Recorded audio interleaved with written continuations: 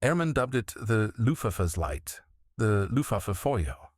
The Henley H-177 Griffin, a colossal 4-engine bomber, harbored a critical design flaw. Its engines, crammed in pairs, generated heat beyond the capacity of any cooling system. Aircraft would erupt in flames on the tarmac before ever reaching a combat zone. Germany, in dire need of aircraft to penetrate deep into Britain and intercept Allied shipping across the Atlantic, found a solution. Henley's engineers finally mastered the complex design. Test pilots reported smooth handling and stable engine temperatures. On the night of January 21, 1944, a dozen Griffins ascended from airfields across France, their bomb bays laden with ordnance for London. Hitler sought to retaliate for Allied bombardments of German cities by setting the capital ablaze. He craved retribution and intended to achieve it, even if every Griffin had to fly over Britain engulfed in flames. In the 1930s, as the Third Reich expanded at an unparalleled rate, Lieutenant General Walter Wever, the Luftwaffe's chief of staff, repeatedly advocated for a true heavy bomber. Wever recognized the strategic importance of heavy bombers in any future European conflict, particularly against Britain, as only long-range aircraft could strike targets deep within the British Isles, operate independently of Germany's limited naval assets, and interdict Allied maritime traffic far out in the Atlantic. Although German manufacturers produced two promising prototypes of 4-engine bombers, Wever perished in an aviation accident in 1936, and his successors rapidly shifted focus to medium bombers for battlefield support. Nevertheless, that same year, Heinkel received an official directive from the German Air Ministry for a new long-range bomber. This aircraft was to carry a bomb load of 2,200 pounds over a distance of 3,100 miles, while maintaining sufficient speed to outrun contemporary fighter aircraft. To achieve this, Heinkel's chief designer, Siegfried Gay, understood that conventional approaches would be inadequate. The design necessitated revolutionary features, including engines capable of producing at least 1,973 horsepower each, yet such engines did not exist at the time. Consequently, instead of 4 individual engines as found on Allied bombers, the new model, the H-177, utilized an unconventional coupled power plant configuration. 2 engines were positioned side by side within each nacelle, connected through a single gearbox to drive a single massive propeller. This arrangement gave the appearance of a twin-engine aircraft, but it delivered the power of 4 engines, with each Daimler-Benz DB606A power plant pairing 2 DB601 engines. Winter also proposed abandoning traditional radiators entirely in favor of an evaporative cooling system. This system would allow engine coolant to boil into steam, which would then condense back into liquid within pipes running beneath the aircraft's outer skin. While cutting-edge in concept, in practice, the paired engines generated such extreme heat that the pipes warped, the coolant evaporated, and the system failed almost immediately upon testing.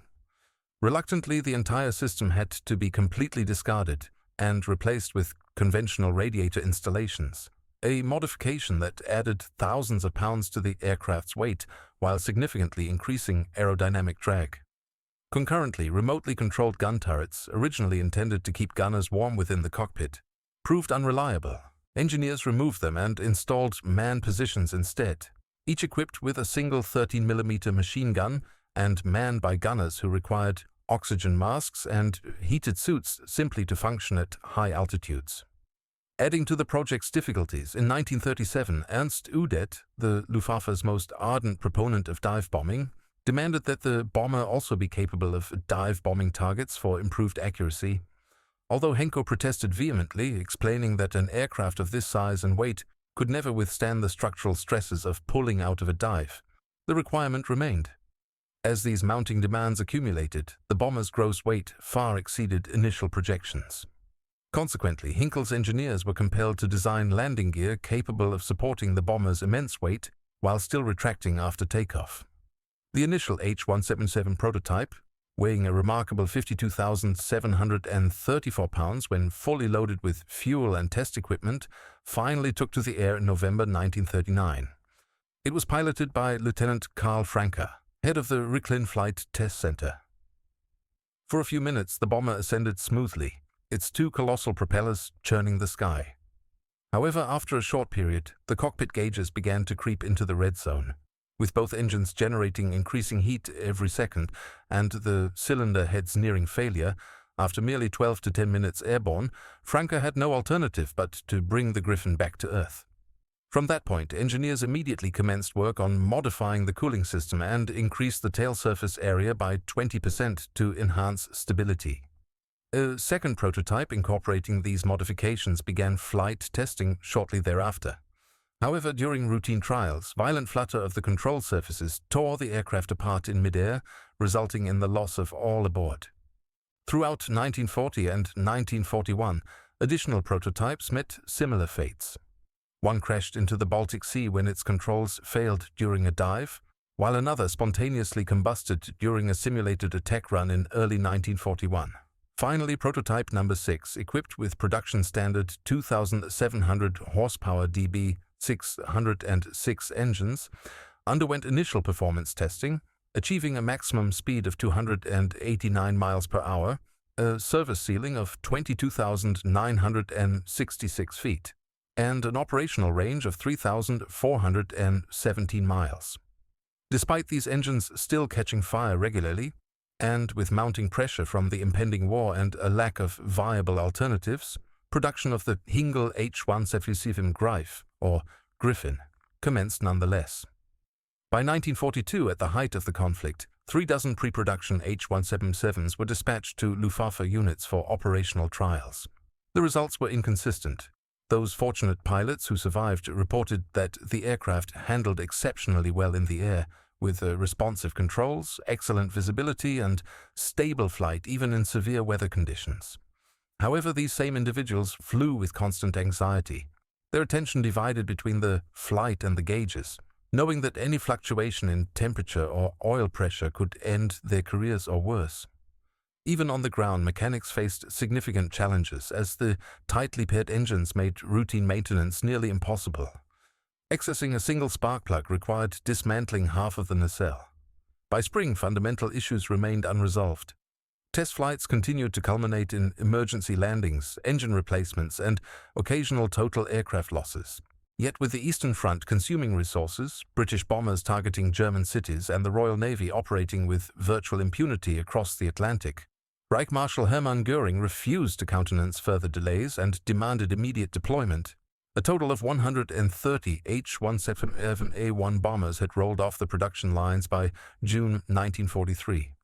Upon completion, this massive, sleek bomber featured a long glazed nose, a slender fuselage, and a tall twin-fin tail. The forward fuselage compartment of the model accommodated 4 crew members in increasingly confined quarters. The pilot and co-pilot, bombardier, sat side by side in the cockpit, while the navigator, radio operator, and forward gunner occupied positions immediately behind them. A 5th crew member, the tail gunner, sat isolated in the rear fuselage section, connected to the rest of the crew solely by intercom. However, from the outset, operational deployment proved disastrous. Fewer than a third of the bombers were airworthy. The remainder were grounded due to burnt-out engines or were awaiting repairs.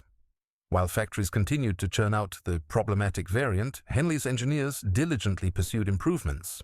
Soon, a new model featuring a revised dorsal turret and more robust engines finally provided increased power and superior cooling, which they hoped would resolve the persistent fire issues.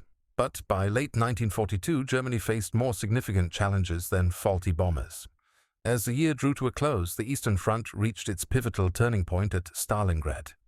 With the German Sixth Army trapped within the city and surrounded by Soviet forces, Göring pledged that it could be supplied by air. In this increasingly desperate situation, every available Luftwaffe aircraft was pressed into service, including models not designed for transport. For the Stalingrad airlift, the H-177's holds were packed not with bombs but with crates of ammunition, barrels of fuel, and sacks of bread for the beleaguered Sixth Army.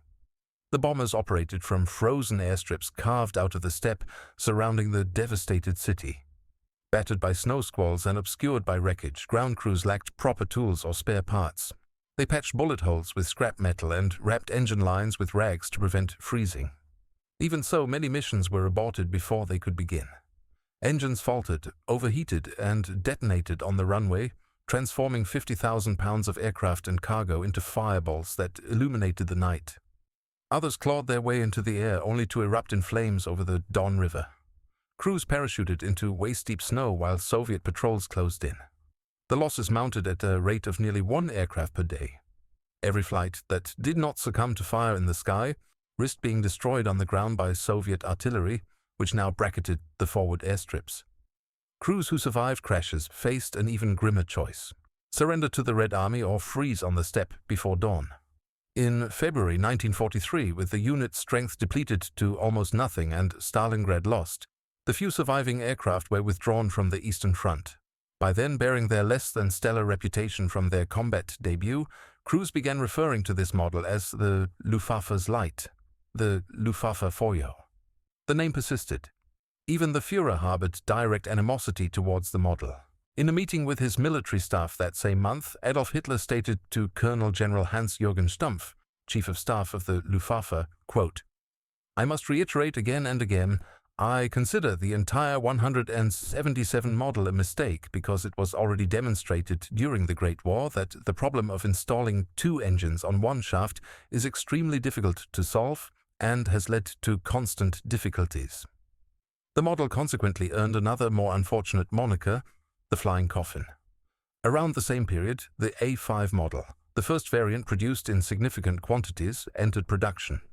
It featured a longer wingspan and reinforced landing gear to address issues identified in earlier models. Production commenced slowly in February but increased sharply, with over 400 delivered by the end of the year. That same spring, some were further modified to carry the HS-293, a radio-controlled glide bomb designed to attack ships from beyond their defensive range.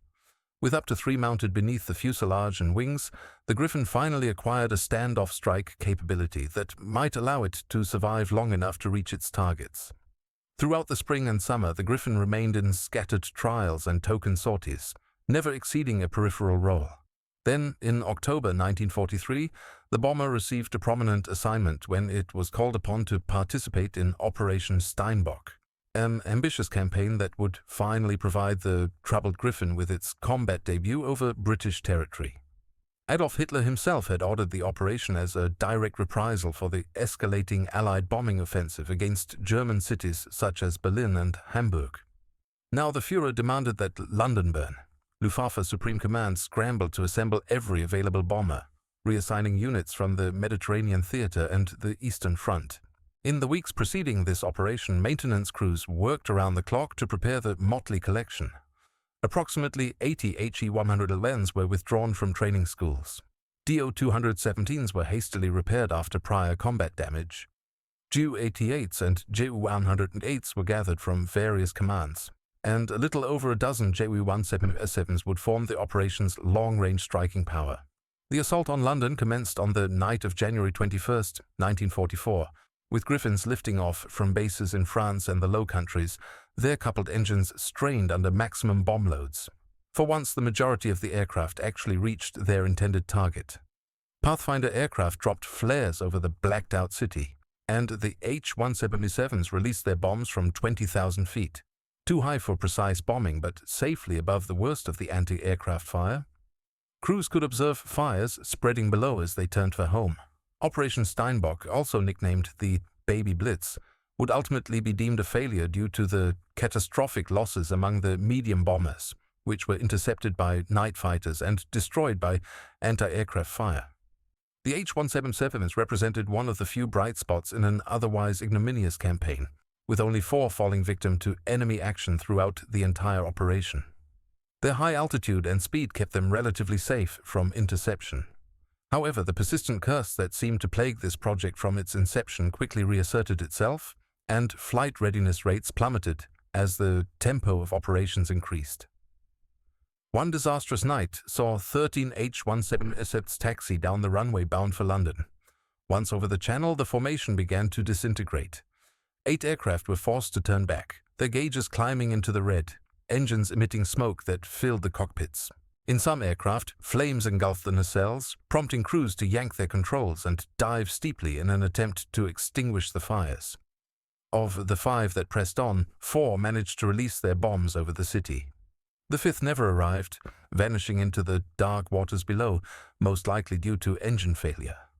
During this operation, the Allies obtained their first direct encounter with Germany's sole long-range bomber. Knowledge of the Griffin's existence dated back to 1940, when captured Luftwaffe personnel divulged details about the bomber's unusual characteristics during interrogation. During Operation Steinbock, anti-aircraft fire downed one of these bombers over English territory, providing intelligence officers with their initial opportunity to examine the machine that had remained largely enigmatic for years. By early March, with aircraft availability below 20%, and crews exhausted from the strain of flying machines that could fail at any moment, Operation Steinbock was quietly terminated. In early 1944, Henle attempted yet another revision, promising improved cooling, fire suppression, and more robust landing gear. However, constant adjustments only slowed production, and only a handful were completed before the project was abandoned. Attention then shifted to a new variant that would finally dispense with the coupled engine concept that had caused so much hardship. Instead, it featured 4 individual engines in conventional nacelles. Meanwhile, in January 1944, an ambitious idea emerged from the Luftwaffe's Weapons Development Office.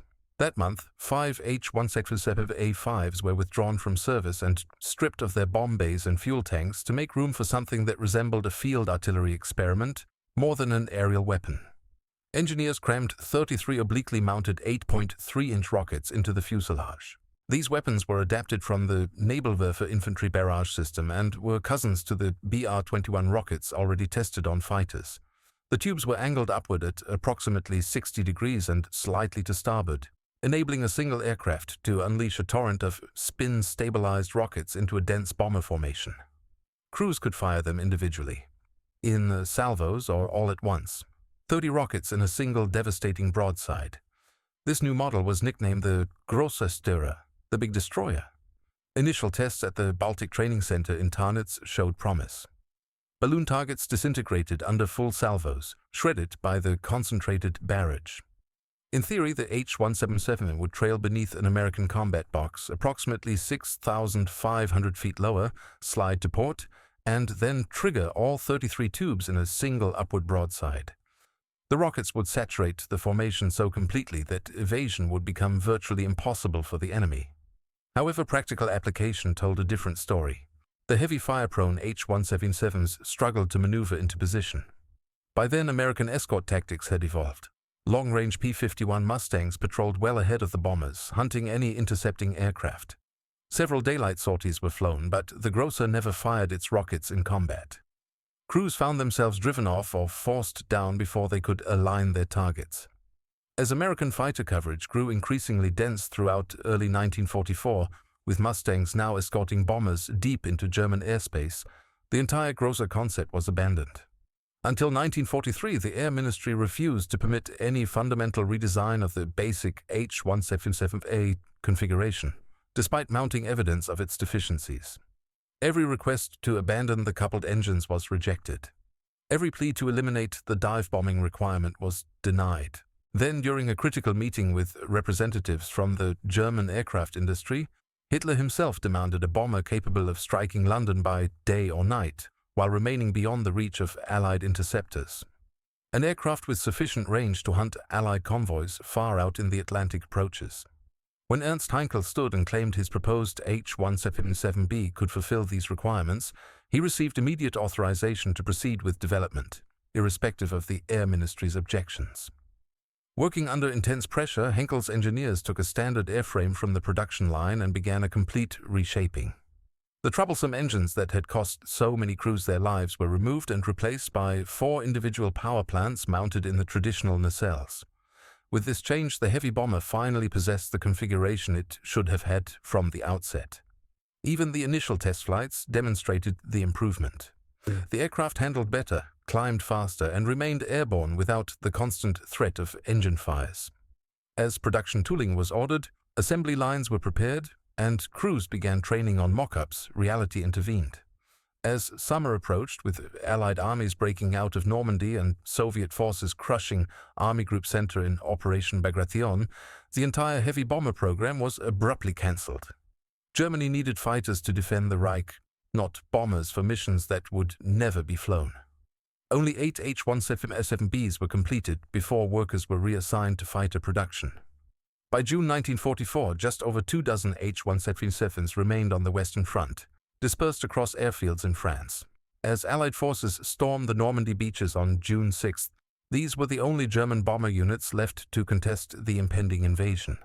Operation Overlord's first night saw the H-177s deployed.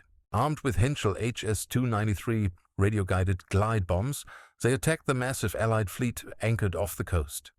Before dawn, at least 5 aircraft were lost. British Mosquito night fighters accounted for most of them, with Flight Officer Fred Stevens claiming 2 between Cherbourg and Laval.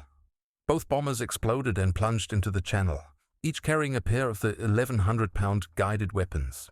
Nearly a dozen German airmen were lost that night, among them Lieutenant Siegfried Müller, a veteran of over 50 Atlantic missions in Junkers U-88 Condors. Daylight on June 7th offered no respite. Lieutenant Sam Wilkerson spotted an H-177 Griffin just as it flew northeast of Venon in his P-51D Mustang. On board, Unteroffizier Hubert Hein was en route back to base after attacking shipping when he transmitted, quote, "I'm going to land in 2 minutes." But before he could do so, Lieutenant Wilkerson rolled his Mustang directly onto the bomber's tail and fired a sustained burst from his .5 caliber machine guns. As flames erupted from one of its engines, the Griffin banked sharply, rapidly losing altitude. Moments later, it crashed into a field near Saint-Laurent-de-Gosse, with no survivors. The losses continued through early June as the Allies began their advance into northern France. A formation struck Zen Bay on June 8th without losing a single aircraft, but the following day, 3 more were lost. Flight Lieutenant Bob Kalper, a pilot of a Mosquito aircraft, intercepted and downed an enemy bomber carrying 2 HS-293 glide bombs. June 10th proved to be the most challenging day of the week, with the loss of 5 additional HU-177 aircraft. One of these aircraft narrowly managed to deploy its glide bomb before succumbing, but the missile struck the aft cabin of the Liberty ship SS Fort McPhersonen, lodging deep within its coal bunker without detonating. When the smoke cleared, Captain Arthur Burdett and Corporal Fred Jackson of the Royal Engineers descended to discover a live 1,000-pound bomb resting precariously atop the vessel's fuel supply. Acting decisively and without awaiting orders, the pair threw the explosive overboard, an act of bravery for which they were subsequently awarded the George Cross. Later on the night of June 12th, as Jofetier Verneer Noenfeld and his crew commenced a sortie targeting maritime vessels, their H-177 was engaged by a Mosquito night fighter flown by Pilot Officer Len Kearney. Kearney opened fire from a distance of 500 feet. Rounds tore through the radio equipment situated between the legs of radio operator Franskmann, narrowly missing him before passing between flight engineer Helmut Keppestein and Noenfeld in the cockpit. Kamen urgently relayed it via the intercom. "Benner, the aircraft is ablaze. We must evacuate." In an instant, the entire starboard wing erupted in flames. Nofeld, tapping Keppestein on the head, gestured downwards. All 6 crew members ejected at an altitude of 9,000 feet. Rear gunner Eric Richter's straps became entangled during his escape, resulting in a severe concussion upon his landing. Keppestein landed on a dune-lined beach. Kamen descended into a thicket, where a German soldier collecting his parachute informed him he had landed directly within a minefield. Behind them, the H-177 impacted the ground with an explosion so significant it caused the Mosquito to shake even at 6,000 feet. Kearney and his radio operator, Norman Bradford, barely managed to return. Return fire from the burning H-177 struck their Mosquito, igniting their port engine. Losing altitude rapidly, air traffic control directed them towards an emergency landing strip situated on the beachhead. On their second approach, the Mosquito made contact with the runway without its landing gear extended, sliding until it collided with a fire tender at the runway's terminus, fatally injuring the driver. Ground assaults exacerbated the aerial attrition. An early morning raid on Bordeaux, many on June 15th, resulted in the destruction of 5 H-177 aircraft and an FW-200, with an additional 5 aircraft sustaining damage. Crews were dispatched back to Germany to procure replacement aircraft. By June 22nd, the remaining operational units could collectively deploy only 12 aircraft. The losses incurred during June were particularly devastating. with 37 aircraft lost to enemy actions in under 3 weeks. No documented attacks took place between June 14th and July 3rd. On the night of July 4th, 14 H-177s launched an assault on shipping in the Orne estuary. 8 HS-293s were deployed with 2 confirmed hits, though 4 additional aircraft were lost to Mosquito interceptors. Among the casualties was Over-Lieutenant Jürgen H., shot down for the 3rd time, but this time without possibility of rescue. This disastrous sortie marked the final Griffin mission over Normandy. The surviving formations retreated to Germany, with some crews redeployed to Norway. Even this withdrawal proved perilous. On July 9th, Van Neuenfeld's crew, flying one of the few functional H-177s northward, was attacked by P-38 Lightnings. Fuel tanks ruptured, filling the fuselage with burning aviation fuel. Neuenfeld, Caymans and Capistine bailed out with severe burns. The bomber crashed east of Burja, tragically ending the life of passenger Antu Aitia Frenvinris. By August, fuel scarcity and Allied air dominance had effectively halted significant operational activities. Projected plans to re-equip with Me-260 jet aircraft never materialized. The Griffins remained stationed at Norwegian and German airfields, grounded due to a lack of spare parts and fuel. Crews were reassigned to other units for the concluding months of the war. Germany's sole operational heavy bomber had effectively been consumed over the beaches of Normandy. Ultimately, the total production reached 1,137 aircraft. Of these, approximately 200 achieved a semblance of operational capability, though readiness rates seldom exceeded 30%. More aircraft were rendered inoperable by their own engines than by enemy fire. Ground crews discovered aircraft that had caught fire during routine engine tests. Others crashed during training exercises when engines failed without warning. These statistics painted a grim picture that the Luftwaffe leadership seemed unwilling to acknowledge. The aircraft designed to bomb Britain ultimately claimed more German aircrews than Allied targets.